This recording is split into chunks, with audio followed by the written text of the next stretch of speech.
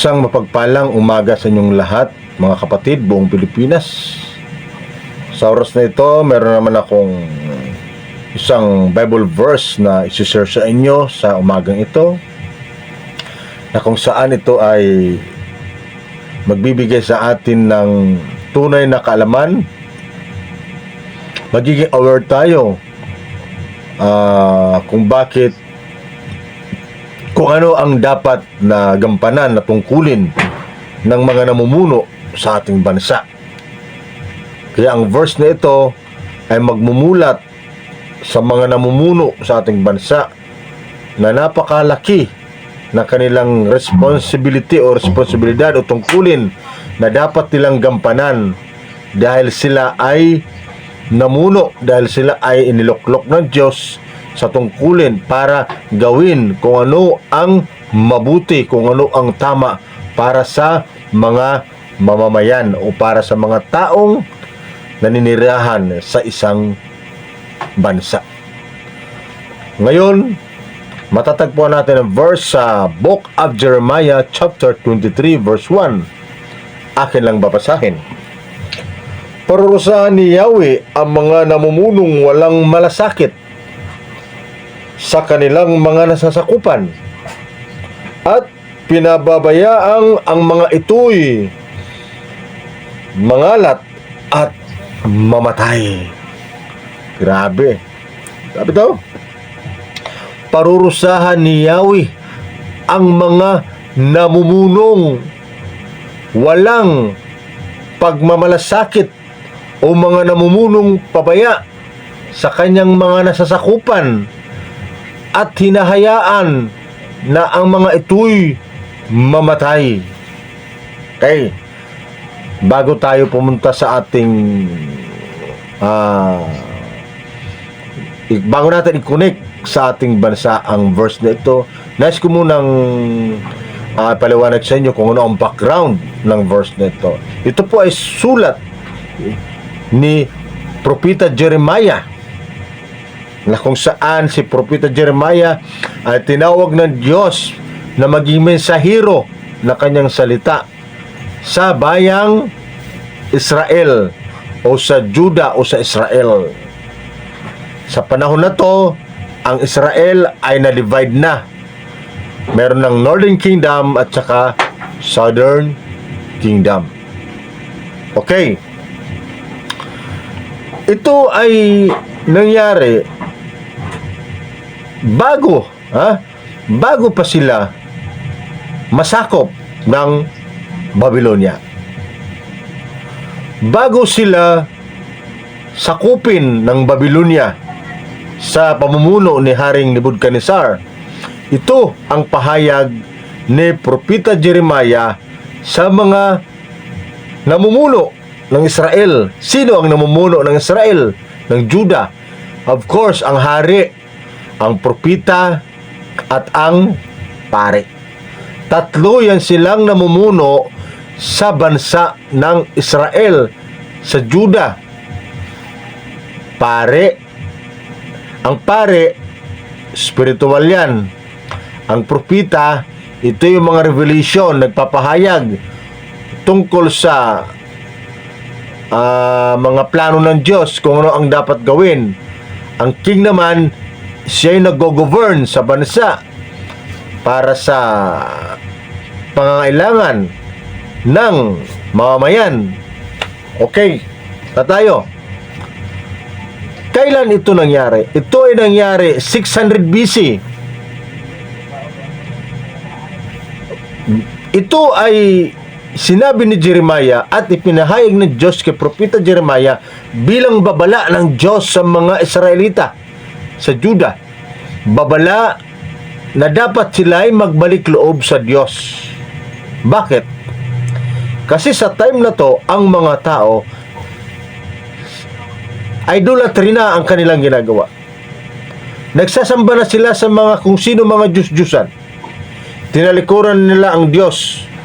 Tinalikuran nila si Yahweh. Kaya binigyan pa rin sila ni Yahweh, ng Diyos, ng pagkakataon na magbalik loob sa Kanya, na upang hindi sila maparusahan ng Diyos. sa pamamagitan ng pagpapahayag ng mensahe kay Propeta Jeremiah. Kaya ito ay pinahayag ng Propeta Jeremiah sa mga Israelites, sa mga taga-Juda, sa mga Israel, upang sila ay magkaroon ng takot na iwanan na nila ang kanilang mga ginagawa na pagsamba sa mga Diyos-Diyusan, idolatry, na sila ay magbalik loob at magsamba sa tunay na Diyos na lumikha ng langit at ang lupa, si Yahweh. Ito po ay babala. Ngunit anong nangyari? Hindi sila sumunod. Kaya, ang nangyari, ipinahintulot ng Diyos na sila ay bihagin ng Babylonia. Pagkatapos ng pahayag na to, mga ilang sandali lang, hindi sila nagbalik loob sa Diyos. Kaya sila ay binihag ng Babylonia bilang parusa ng Diyos sa kanilang ginawang kasalanan dahil hindi sila nagsisi. Ngayon, ano ang sinasabi ng verse na to? Na paparusahan ni Yahweh ang mga pinuno. Ito na ang parusa ng Diyos sa kanila. Yung ipahintulot ng Diyos na sila ay bihagi ng Babylonia. Ang hari, ang propeta, ang mga pare, kasama silang binihag ng Babylonia. Dahil sa panahon na ito, paparusahan sila ng Diyos dahil ang pare, propeta, at ang hari, sila ang namuno. Sila ang nanguna. Sila ang nanguna na magsamba sa Diyos-Diyusan. Ibig sabihin, ang mga mamayang Israel, ipinahamak nila, dinala nila sa kapahamakan. Kaya ang sabi dito, mananagot sila dahil wala silang pagmamalasakit. Dahil hinayaan nila na ang mga ito'y mamatay. Spiritual death ang binabanggit dito. Dahil ang mga Israelita sumamba na sa mga Diyos-Diyusan dahil sinunod nila ang hari, propeta at mga pare. Dahil sila ang nanguna sa idolatry na ito. Kaya parurusahan ng Diyos ang Israel. Kaya nangyari, of course, yes, nangyari ang parusa ng Diyos sa bayang Israel. Binihag ng bansang Babylonia ang Israel. Bumagsak ang Jerusalem. Kinuha ang lahat na gamit.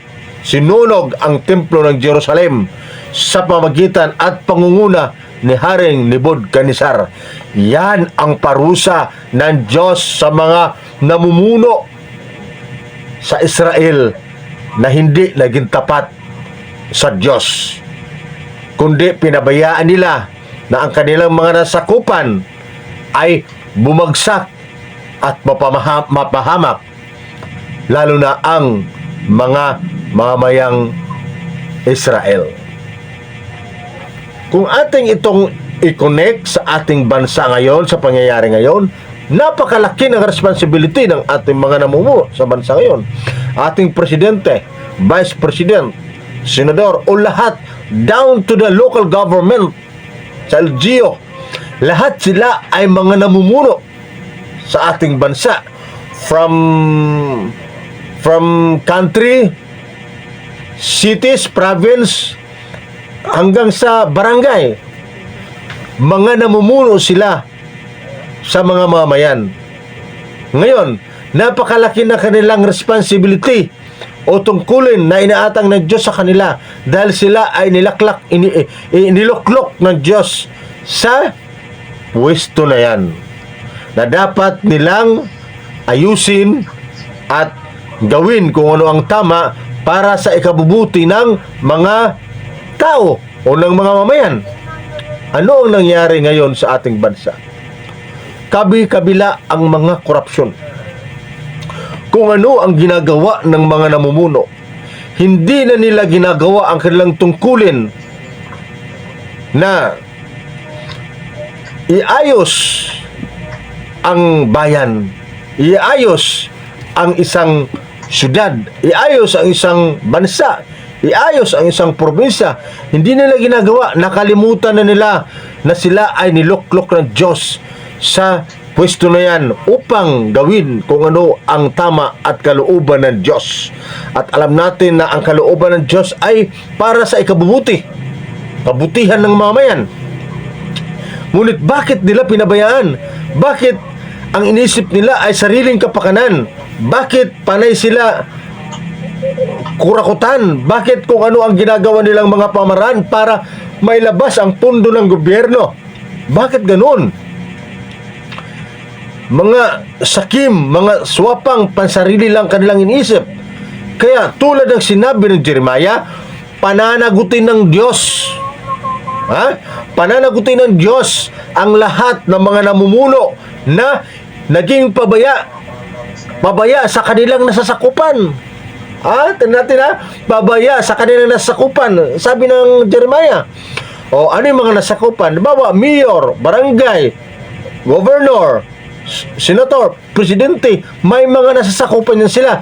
Pag naging pabaya kayo dyan at sarili nyo lang ang iniisip nyo, para rusahan kayo ng Diyos, sabi ng Biblia. Yan po ang tama.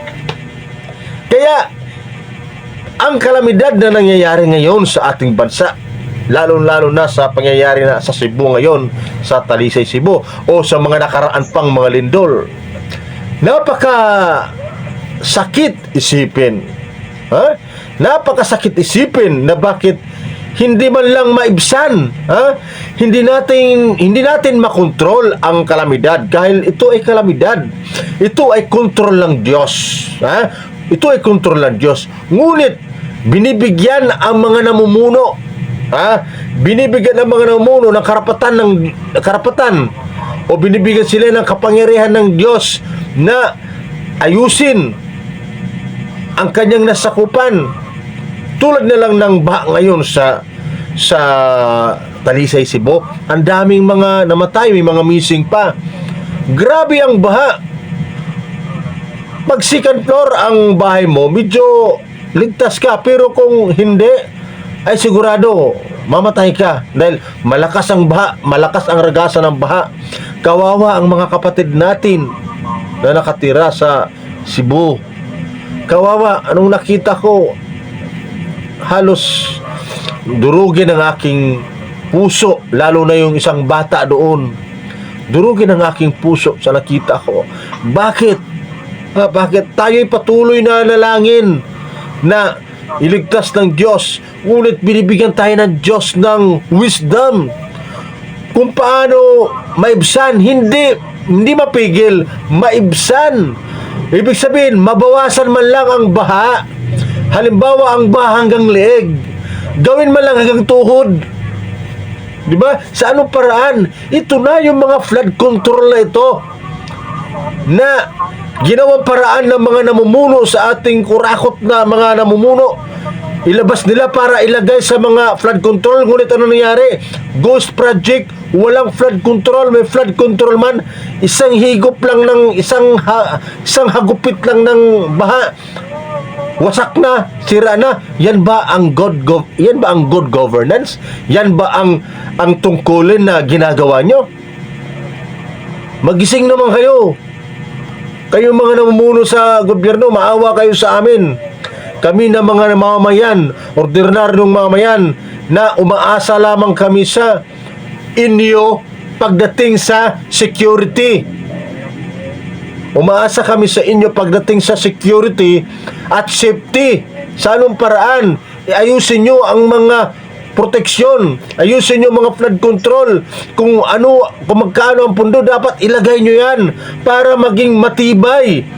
Tamo, kung ang flood control lang Talisay, Cebu, kung matibay at maganda, mas mataas, hindi ganun kalaki ang baha, maibsan.